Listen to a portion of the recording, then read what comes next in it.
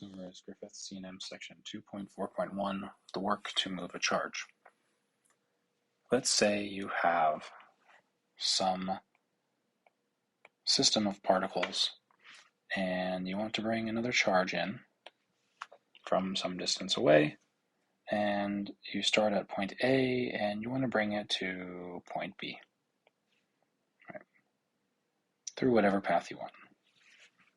How much work do you need to do to bring that charge from point A to point B, given the fact that all of these other charges are generating an electric field, which is generating a force that's either resisting or helping your charge move?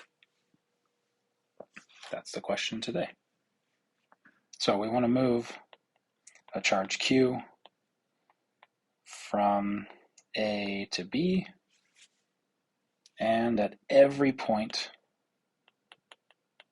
this charge is going to feel a force which is related to its magnitude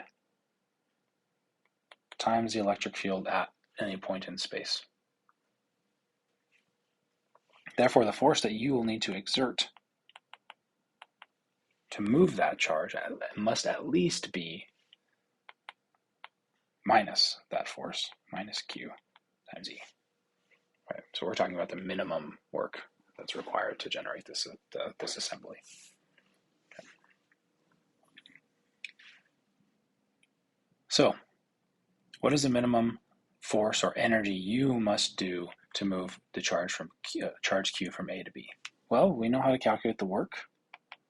The work is just the integral of the force dotted with some displacement. We want to go from A to B. We can go ahead and rewrite that force as the force that you are going to exert minus Q times E. All right, this force bit is this here, dotted with the path that you take from A to B. And we already know that E dot dl is something that is path independent. We've talked about that previously because it's how you define the electric potential. All right, so I can go ahead and rewrite that as Q times the potential at point B minus the potential at point A. All right. In principle, I should have these vector signs over here because it is a position, not just a distance. Okay, so this is equal to the work. This is the minimum work that you must do to bring a charge Q from point A to point B. All right, I can rewrite that as W over Q, charge, or the work per unit charge is then equal to V of B minus V of A. So the potential difference here is the work per unit charge required to move from B to A.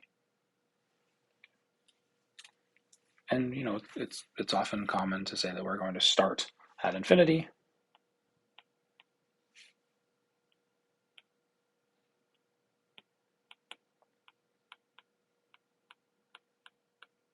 That's our reference position usually, or it can be. It's not always. The potential at infinity is 0. So the work is the charge times the potential at that point in space.